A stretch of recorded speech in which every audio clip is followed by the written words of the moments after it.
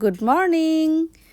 আশা করি সবাই ভালো আছেন, আমিও ভালো আছি। তো এখন থেকে স্টার্ট করলাম আমার ব্লগ। তো সবাইরে আমার ব্লগে স্বাগত। তো আজকে বেগুন ভর্তা খাওয়ার খুব ইচ্ছা হইতেছিল, তো তার লিগা বেগুন পুড়তাছি। আর চুলায় পুড়লে ভালো হইতো, কিন্তু চুলা যেহেতু নাই, গ্যাসের মধ্যেই পুড়তাছি। তো আজকে বেগুন ভর্তা খামু। অনেক দিন ধরেই খাইতাম, কিন্তু সবাই খায়ও না, তো তার লিগা করতেও পারি না। তো আজকে ভাবলাম নিজের লিগা হইলেও করি।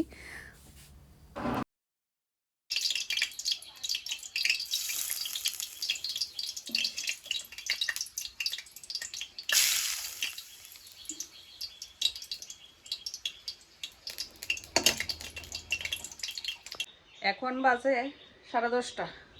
আমার রান্নাবান্না শেষ, এখন খামো ভাত। তো কালকে যেহেতু বিয়ে বাড়ি খেয়ে এলাম, তো সবাই কইতাছে সিম্পল রান্না করো। তো দেখাই কি তা রান্না করছি। এখানে নিয়ে নিলাম গরম গরম ভাত, আর এখানে আছে বেগুন ভর্তা আর আলু ভর্তা। এখানে আছে মাছের মাথা দিয়া বাঁধাকপি, এখানে আছে টমেটো দিয়া শীতল চাটনি, আর এখানে আছে আলু ভাজা, আলু বাদাম ভাজা আর বেগুন ভাজা, আর ডাল। এই রান্না আজকের। প্রচণ্ড ক্ষুধা লাগছে, কারণ কালকে আমি ভাত খাইছি না।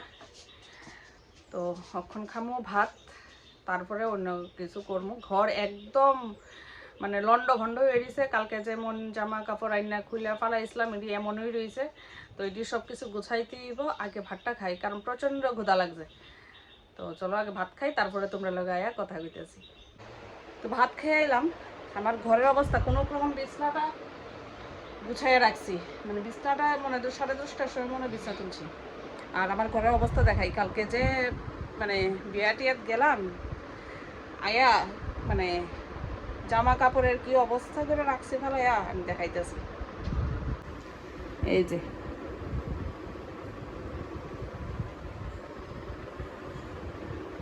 দেখছেন। তো ভাত খেয়ে আরেকটা কাজ করে আইছি, দেখাইতেছি কিতা। তো এটা কইরা আমি অনেক বোকা খাই ঠিকই, জিনিসপত্র বলে আমি নষ্ট করে লাই।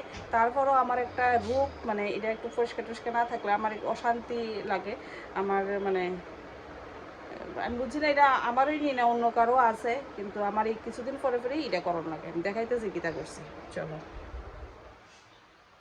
গ্যাসের চুলারে বাইরে নিয়ে বেশি করে জল টল দিয়ে ধুয়ে আনছি। এই ধোয়ার কারণে অনেক সময় আগুনও জ্বলে না। আর এই লাইটার, কত লাইটার যে আমার নষ্ট হয়েছে এই ধোয়ার কারণে, তারপরও আমার শিক্ষা হয় না। দেখো এই গাছটা আমার অযত্নে কীরকম হয়েছে। কয়েকটা দিন ধরে যত্ন করি না, পাতা টাতা শুকায় গেছে গা।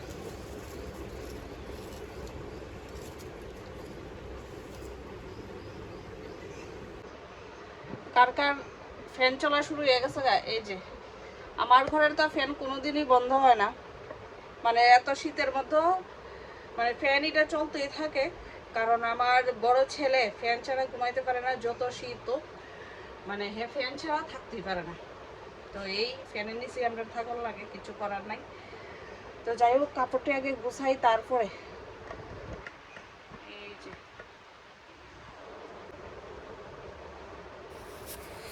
এই রিগনাইটা হলো আমি যেটা বিয়ের মধ্যে পইরা গেছি, একদম লাইট কালারের, অফ হোয়াইট আর গোল্ডেনের মধ্যে।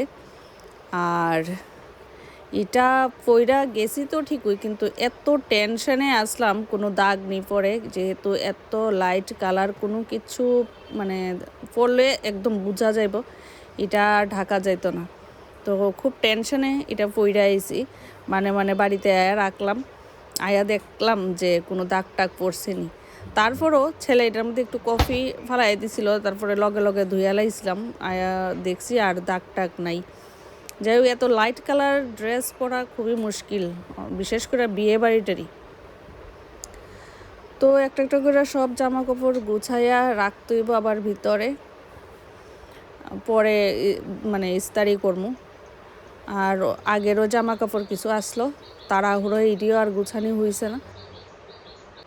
এটি ধরতে দিতেইব, না ধরলে আর হতো না।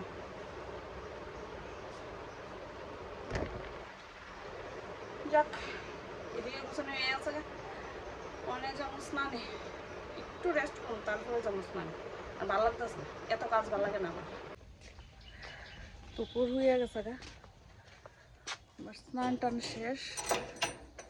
একটু গেটের বাইরে যাই, কারণ একটা বড়ই গাছ আছে আমার বাড়ির সামনে, হয়তো অনেকেই জানো। তো দেখি গিয়ে পাকছে নি, আমার তো আওয়া হয় না এদিকে। অনেকেই আয়া আয়া পায়রা টায়রা লইয়া যায়, পাকছেও বলে, কিন্তু আমি তো জানি না, দিই কুদ্দুরা কিতা হয়েছে না, পাকছে না। যেডি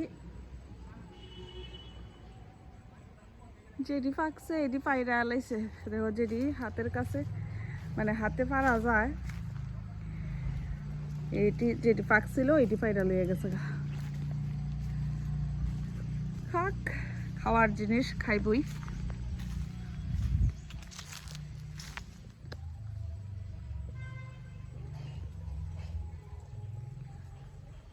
রৌদ্রটা ভালোও লাগে, আবার বেশি রৌদ্রে থাকাও যায় না, একটু সময় দাঁড়াই।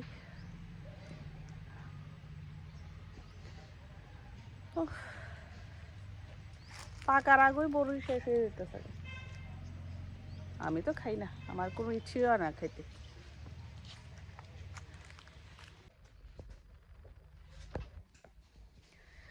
শুভ সন্ধ্যা। ছেলে বইয়া গেছে গা পড়তে, তো একটু ঘুমাইলাম, একটু রেস্ট না করলেও ভাল লাগে না। তো তোমরা যারা নতুন দেখতাছো আমার ভিডিও, তারা অবশ্যই সাবস্ক্রাইব করো, লাইক কমেন্ট শেয়ার করো। আর যারা পুরনো সাবস্ক্রাইবার আছো তারা অবশ্যই লাইক কমেন্ট শেয়ার করবা। তো আজকের ব্লগটারে এইখানেই শেষ করতেছি। তো তোমরা লগে দেখা হইব অন্য একটা ব্লগে। সবাই ভালো থাকো, সুস্থ থাকো, টাটা।